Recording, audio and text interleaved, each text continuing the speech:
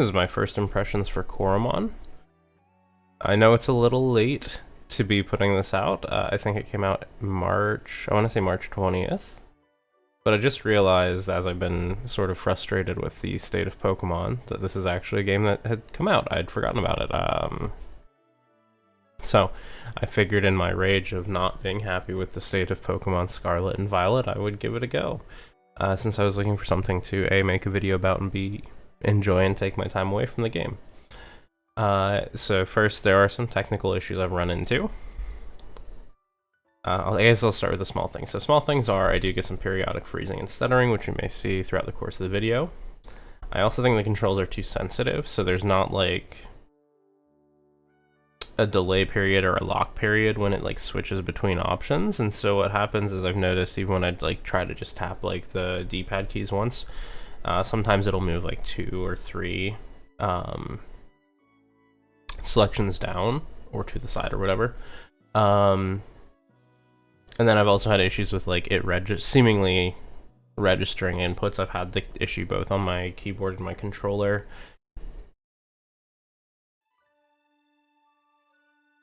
The biggest technical issue I have is I launched it, the game natively launched in a windowed mode, went into the settings, changed it to full screen, and was able to play for some time without issue. Eventually, I was doing something else on my monitor, but wanted to have the windowed screen, so I changed it back to just a smaller windowed screen, shrunk the scale, so I could put it on my other monitor and play in between doing some things. After I saved and closed the following time and tried to reopen it, the game would be unresponsive, and I tried multiple things. I tried fixing it or verifying and repairing it through GOG, as well as uninstalling, reinstalling, and then uninstalling, reinstalling, getting rid of saves. None of these actually fixed the issue. What ended up fixing the issue is I had to go into, you basically have to delete the folder where all of the configurations are saved, and that doesn't get deleted unless you manually go in and delete it. And even then, you have to, it'll still launch in windowed. You have to go in, and it still saves some data, which is weird after I uninstalled, because I was expecting my saves to be gone. I had like pulled the config files. I didn't know if the saves were saved in there, and I was like, I'm really frustrated, but if this is, if I have to start over, I have to start over. But so like even the uninstall where I marked like, hey, get rid of my saves and shit, my saves were still there, so I don't know. I don't know where it's pointing, and maybe there's a problem with the uninstall process, but was able to get it to work, was able to reliably get it to break and fix itself, so I feel fairly confident in the issue as well as how I solved it. I can include some more details in the description if anyone else runs into the issue. So first we'll just take a look at the menu real quick. There's nothing really crazy here. There are some things like, in my opinion, if there's nothing super special in the menu, that's a good thing. There's nothing I look through and I'm like, oh, this should be here, this is missing. The one thing is like, maybe if I could have some resolution options instead of like full screen and then having a percentage scale slider. Just because that would be a little easier for me to wrap my mind around. What am I actually selecting instead of 1 times, 2 times, 3 times, 4 times, or whatever. But yeah, I mean, I'm just looking through again. I looked through this quite a few times, and there's nothing, again, there's nothing here that I really don't like. I will look. So,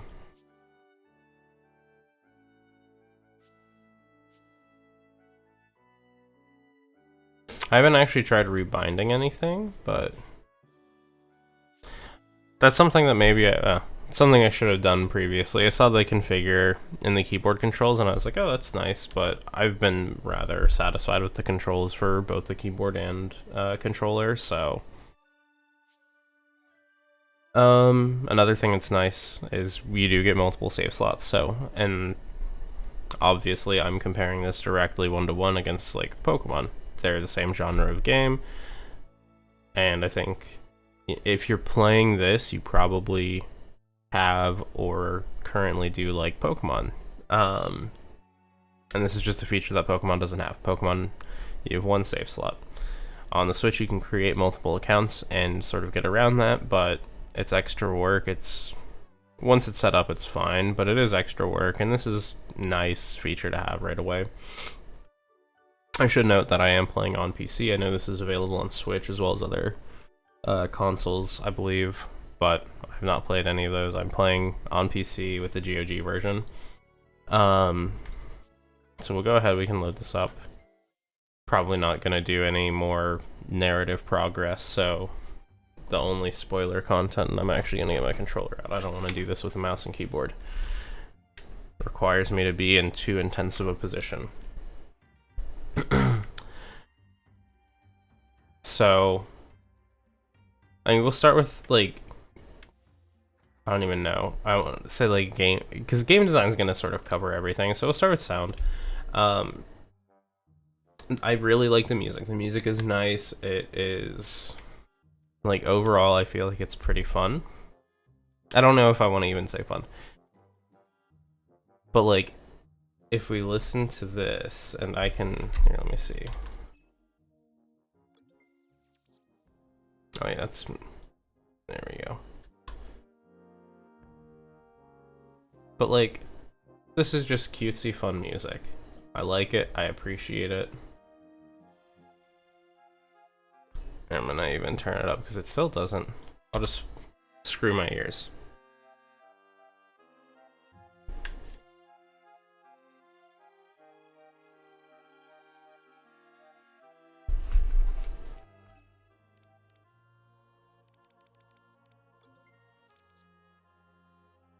I have to hold down. Oh wait, no, I don't have to hold down A. Okay, I'm just making shit up.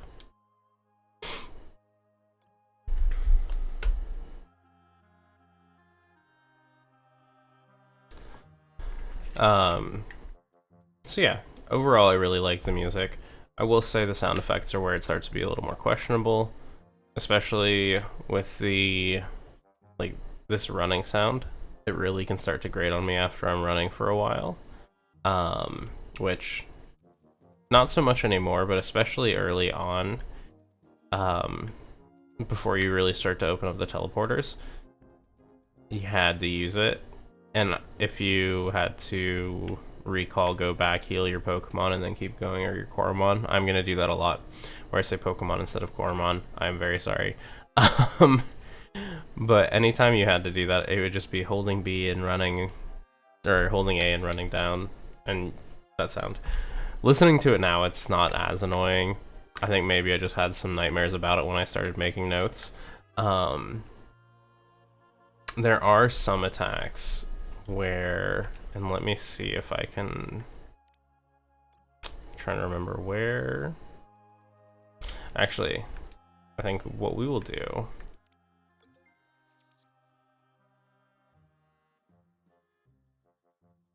trying to remember where my items are. No, that's berries. I see her. Here we go. We'll recall, we'll pull, because there's one specific ability, or like one specific attack that I'm always like audibly traumatized by. So I'll go ahead and pull that. And I guess while we're here, we can talk about my issue with storage. It only has withdraw and deposit. I will say, like, having used this more, it is pretty decent, or at least serviceable. But it would be nice to have, like, an option where you can move, so where you can, like, look around. And then if I could have some, like, filter oh, actually, holy shit. I'm just now noticing that there's a filter option up here. Never mind, ignore me. There is a filter option. It's just sort of up there, and so in my mind it was part of that, like, screen, but I'm looking at it now. I guess I would like to have it be something that's closer, because I feel very, like, constrained into this screen where it's like the Coromon storage box and then the typing box is below. So I think that's the only thing I could say is like it would be nice to have a filter like to the right or above where I can press like the up arrow and get to it. And like actually see, because like I also if I press up here, I don't even really see that I'm selecting that. I would just like think that maybe I've got, I guess there's the tech, yeah.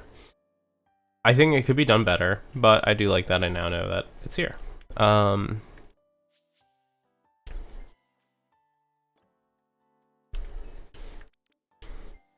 And then while we're in here, we can also discuss how it's got a move system that is similar to what is included in Arceus and Onward for Pokemon. By that I mean Arceus and Scarlet and Violet, where it allows you to basically go through and learn any move that you already learned. It does have very nice access to, these are effectively TMs. I think they're skill flashes, so it allows you, yeah, skill flashes. It shows you a list of what they can learn. It's kind of similar to what is now in Scarlet and Violet, where you can say, you know, teach a TM, and you see all the TMs that it can learn, except it's in one place where you can see all the skills. I'm trying to remember if it's Bubble Burst or Faint Spurts. Oops, I have to disable. So we'll disable these two. It's one of these. And then I'm just like, maybe it wasn't one of them.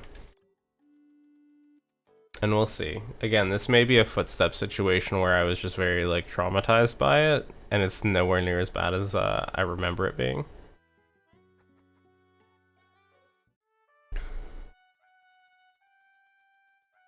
I'm just gonna dunk on some low-level or Coromon.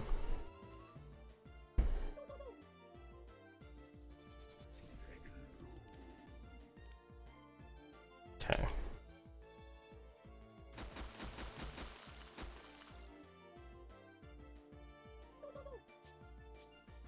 I think that was it. It's not that bad, honestly, now. I did change the sound back. I did change the music back. We'll try the Bubble Beam, or not Bubble Beam, or Bubble Blast, whatever they call it.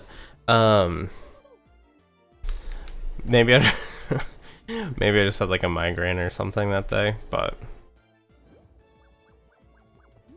yeah, no.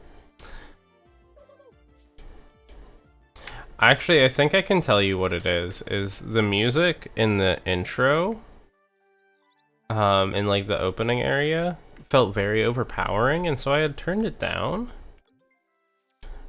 And because I turned it down, I don't think that the music really helped sort of equalize or level out the sound effects for the different attacks. And what ended up happening is it probably was the difference between that, like it was, so I think now, like being here in some of these areas where the music is softer, I think those attacks probably, the difference in how loud they are is felt less, which is good.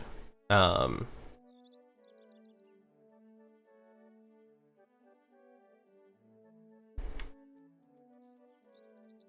to think. Let's see. Oh no.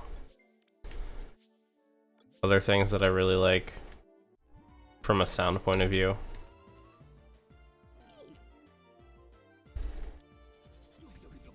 I love that the Coromon say things that are more akin to like their names and things like that. I mean, it's obviously a very like, they didn't need to do it in this, because they don't have a show where they say their names. So there's a lot more like, hey, we can get away by, you know, just doing cries or whatever. But that's one thing that I've been frequently frustrated, and again, I'm comparing this very much against Pokemon for two reasons. One, it's the same style of game, and two, I'm just coming off of playing Scarlet and my frustrations with the game.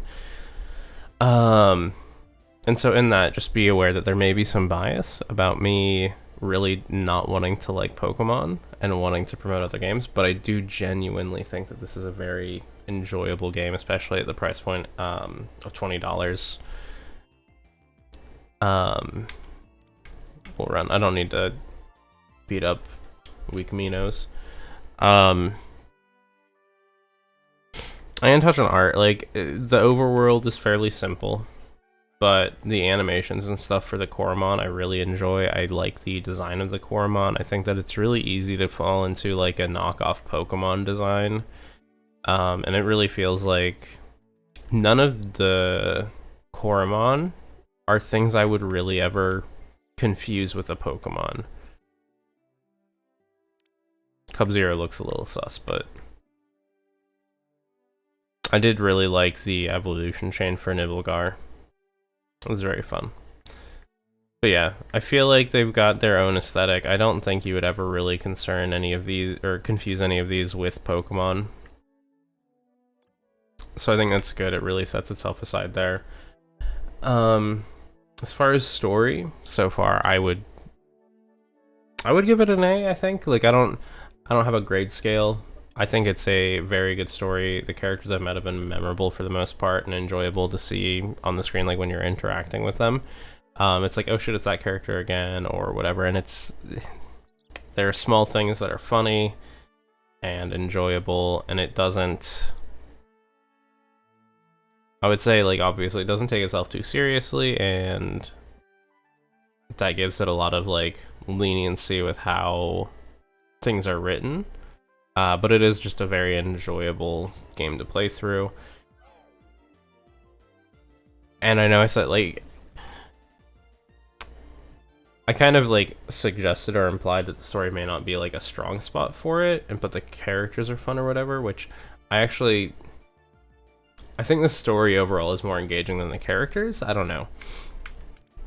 But the story's, yeah, I'm not gonna argue that it makes sense or anything, but it's just really fun to go through. It's a unique story. It has me interested. Things are not like, I wouldn't say there's like twists or anything, but it is like, oh, you're uncovering things or whatever. Things are changing, they're getting bigger or whatever. And one of the core parts of the story revolves around Titans, which I won't cover any of like what they are, but I will say the Titans are very well done. I was a little concerned after interacting with the first Titan area, but after that I very much have enjoyed the rest of it. I have only gotten about, we'll say, halfway through the Titan part of the story. I don't know how much is left after that.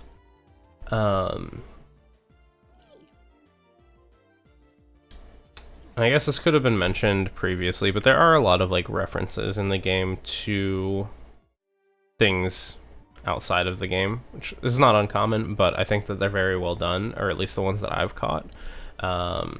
They're not like,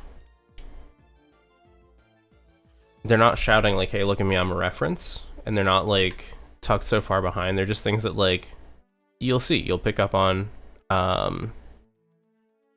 I think there are some that are very obvious, and maybe, again, there are maybe some that are obvious, but I just don't pick up on because I'm not cultured. Trying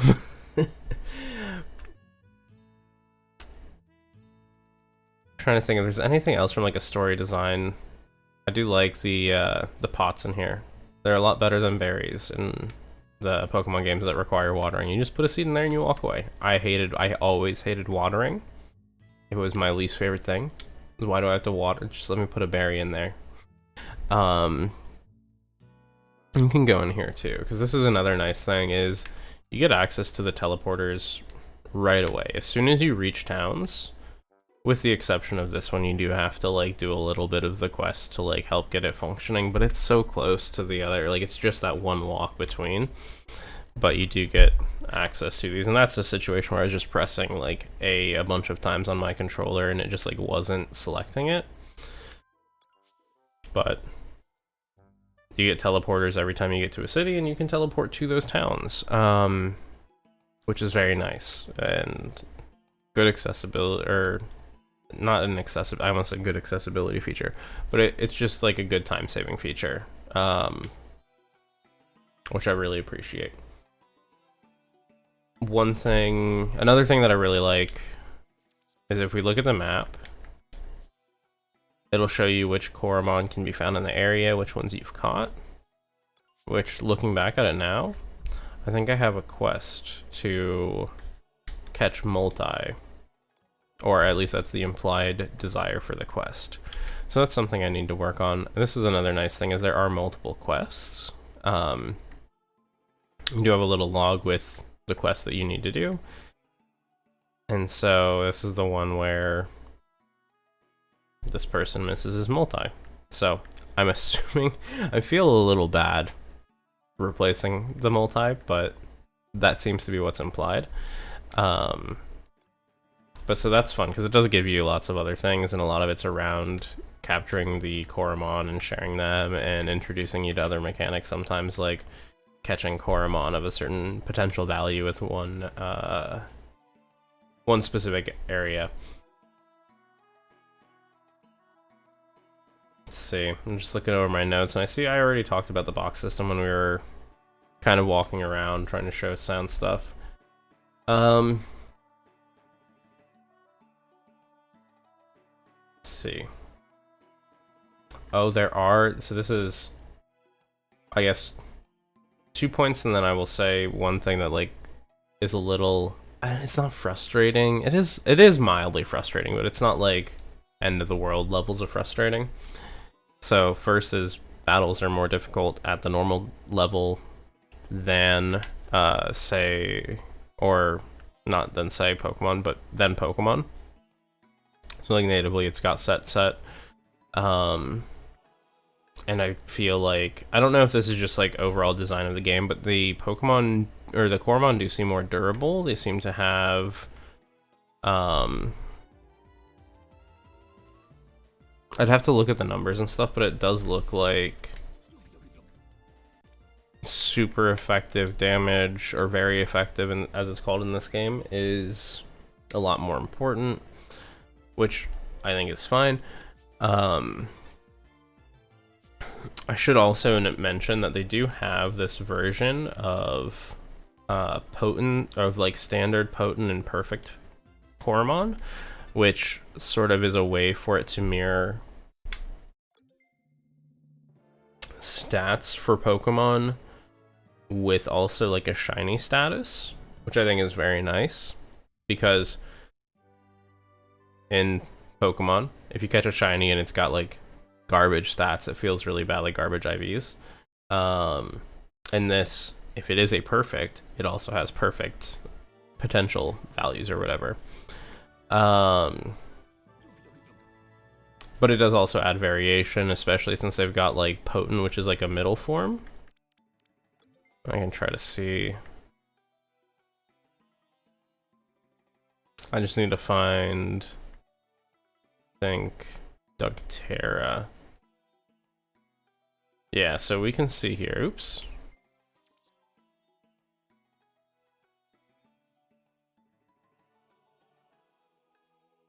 Yeah, you can see here, these are the different versions of it. And it's cool because it adds a lot of extra diversity to it, as far as like what Coromon look like, so I really appreciate that. Also, speaking of diversity of how things look, you do get the option to wear lots of outfits. One of my favorite outfits is to walk around wearing a towel. It's funny. Ha.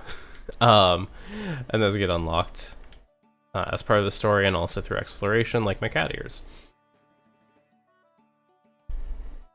I think the last thing I want to say, I'm trying also not to like, I want to say the last thing positive I have to say, the last thing positive I have to say is that there are a lot of puzzles in the game, and they are fun, and they're a majority of, they're either simple puzzles that can be initially a little, I don't know, they can seem like they're a little harder than they are, but then you start doing them and it's like, oh hey, and it feels really rewarding because you feel like you figured something out, without it being like something that's too difficult. And then a lot of the other puzzles in the game are just based off of puzzles that are games or have existed as puzzles, but they're fit very well into the setting that Coromon has established, and it feels really enjoyable. So that is one thing where it is like a nice break. It's an extra level of gameplay that exists, and it's been very fun to go through and experience and enjoy those puzzles. And I think that they are, in my opinion, a welcome inclusion. So the last thing I wanted to say before we wrap this up is, and it's kind of, I skipped over it, I probably could have talked about it at some point, but, and I can show it here actually. If I can encounter Pokemon here, or Coromon here. There we go. So you only get to, and this is just one that's like weird. I'm assuming it's something that somehow got overlooked, but when you're catching Coromon, you can only release them if you looked at the summary. You can't release them, so it gives you an option to either keep or release it sometimes after catching them, and it seems that from my limited experience and testing is that that is tied to whenever you choose to look at the summary. And I'm assuming there's probably some, I don't know if this is actually intended or not, but I would assume if it was intended, it was because, oh, hey, you're looking at like the stats and stuff because you care about what it is.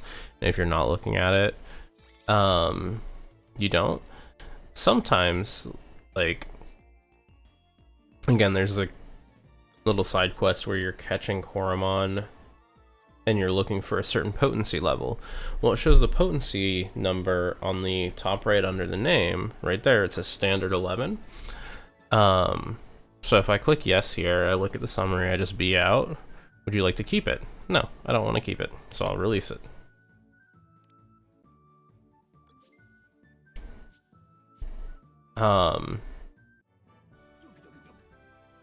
And so if I'm running around catching a bunch of a certain Coromon, trying to look for a specific potency value, I may not want to keep all of the Coromon I catch, and I don't want to necessarily, if I'm catching a bunch of them, I don't want to go through and look at all of their summaries. I just want to press B, I want to B to look at the summary, and then I want to press release. Well, unfortunately, it doesn't give you that option. So I'm going to catch this. I'm not going to look at the summary. Your squad is already full. Okay, so I guess I'm sending it to Coromon storage now. Which is just really weird, because it's like, I know I don't want to keep it. Why are you forcing me to keep it? Give me the option to release it. But the ability to release in general is a nice feature, because sometimes you catch them for reasons like that, and you don't actually want to keep them. And so it's nice to not have to go back and filter that box later. So yeah, I think overall it's really it. End of the day, I really, really recommend buying, or if this is the type of game you're interested in, I think that it is a very good buy. I very much enjoyed my time with the game. Nothing has been, oh, this is something I don't have. There's nothing that's been like, oh, hey, like this issue makes the game so frustrating or unplayable. Is it a ground? Let's see. Oh, this is another nice thing I forgot. So you can go to each Coromon in battle, select them, and you can see where their current, you can see weaknesses, resistance.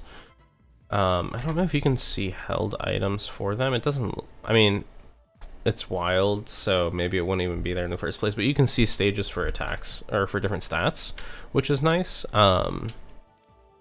This is ground. Oops. And that's an option where I was just trying to one-tap the D-pad and it went down too. So, a little bit of seeing those complaints. And that's just one thing, is like, as you get aware of it, like, what happened is, specifically for me, I had effectively a shiny, but what's called a potent Coromon that I ended up running away from, which really sucked.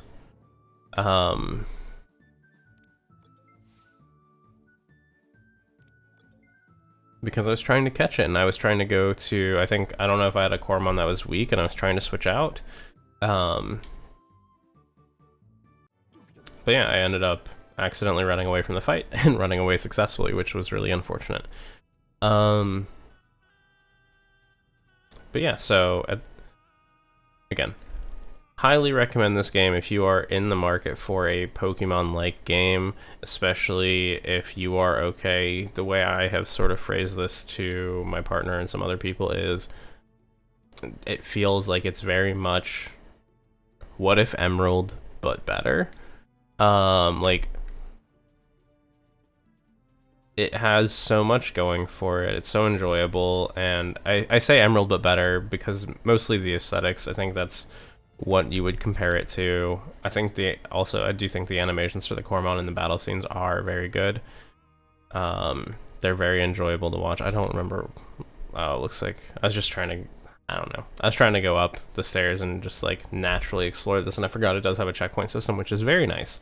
So when you're going through these dungeons, if you have to back out, you can walk back to them and checkpoint to different areas instead of having to walk through all of them and deal with that grind. But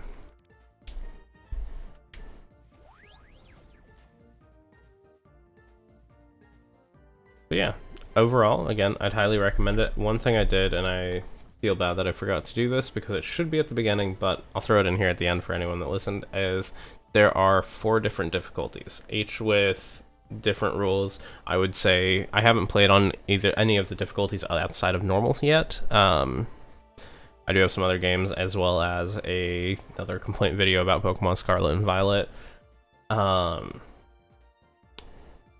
But basically there's easy, which I assume is more akin to what Pokemon is natively.